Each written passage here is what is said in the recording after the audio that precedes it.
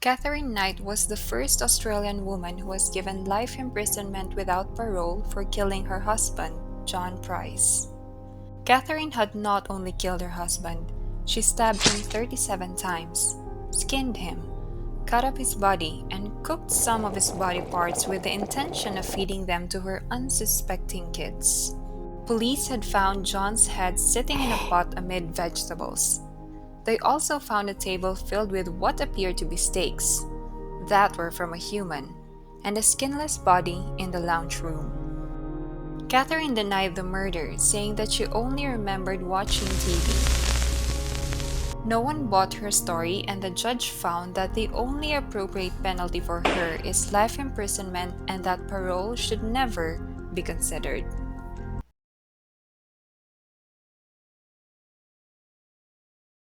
Gertrude Baniszewski is a divorcee who is dubbed as a torture mother for facilitating the torture and murder of Sylvia Likens, a 16-year-old girl that she had taken into her home. Gertrude deemed that Sylvia is not fit to live with humans and had her locked up in the basement.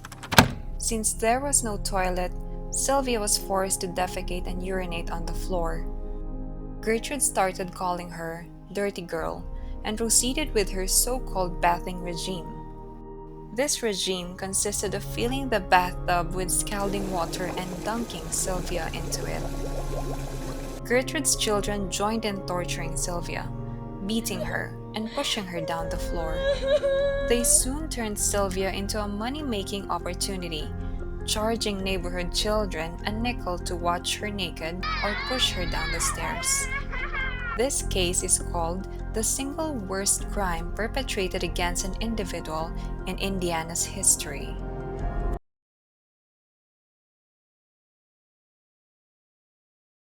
Issei Sagawa, also known as the Kobe cannibal, is a Japanese murderer, cannibal, and necrophile. In 1977, Issei moved to France to pursue a PhD in literature in Sorbonne, Paris. He had a Dutch classmate, René Hartveld, whom he invited to dinner at his apartment under the pretext of doing a school assignment together. Little did René know that Issei had chosen her to be his victim for her health and beauty, characteristics that Issei felt he lacked. He shot René in the neck with a rifle while she was reading poetry. In the next 2 days, Issei raped and ate parts of her body, either raw or cooked, and saved other parts in his refrigerator. He then attempted to throw her dismembered body in the lake, but was caught by French police. Issei said he ate the body parts because he thought it would let him absorb her beauty. He awaited trial for 2 years, was declared insane, and the charges against him were dropped. He was deported to Japan, where he cannot be legally detained, and he soon became a mini-celebrity, making money off of recounting his crime and talking about his cannibalistic condition in several interviews. To this day, he remains free and continues to harbor desires of eating human flesh again.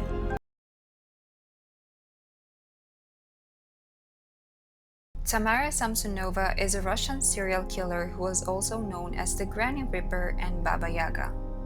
She was said to be suffering from schizophrenia and has been hospitalized 3 times in the mental hospital. From 2000 to 2015, she had murdered and ate at least 11 people. She even kept a diary detailing her gruesome crimes, of how she cut up her victims' body parts and ate them. In that diary, she had confessed to killing her friend because of a quarrel over unwashed cups.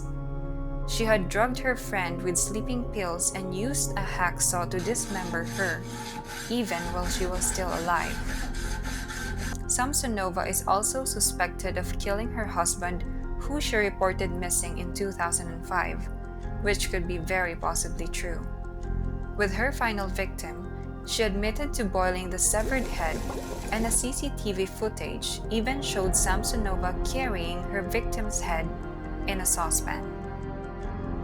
One of her entries in 2003 read, I killed my tenant Volodya, cut him to pieces in the bathroom with a knife, and put the pieces of his body in plastic bags and threw them away in different parts of the Frunzensky district. In December of 2015, Samsonova was sent to a specialized hospital in Kazan for psychiatric treatment.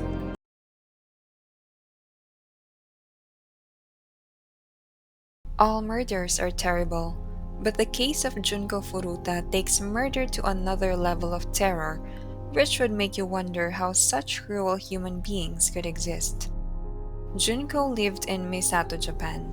She was a beautiful teenager who did not smoke, did not drink, did not do drugs. On her way home, she was abducted by 4 teenage boys: Miyano Hiroshi, Minato Nobuharu, Joe Kamisaku, and Watanabe Yasushi.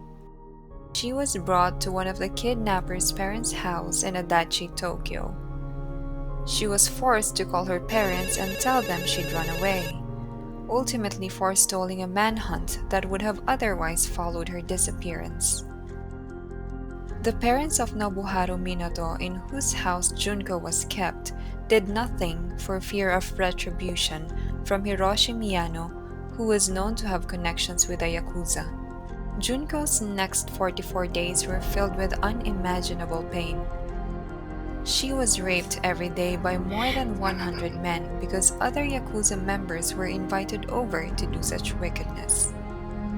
It is estimated that Junko went through 500 rapes. She also had to endure beatings almost every day, was kept in a freezer for several hours, had various objects inserted into her, including a bottle, an iron bar, and others. Her left nipple was ripped off with pliers.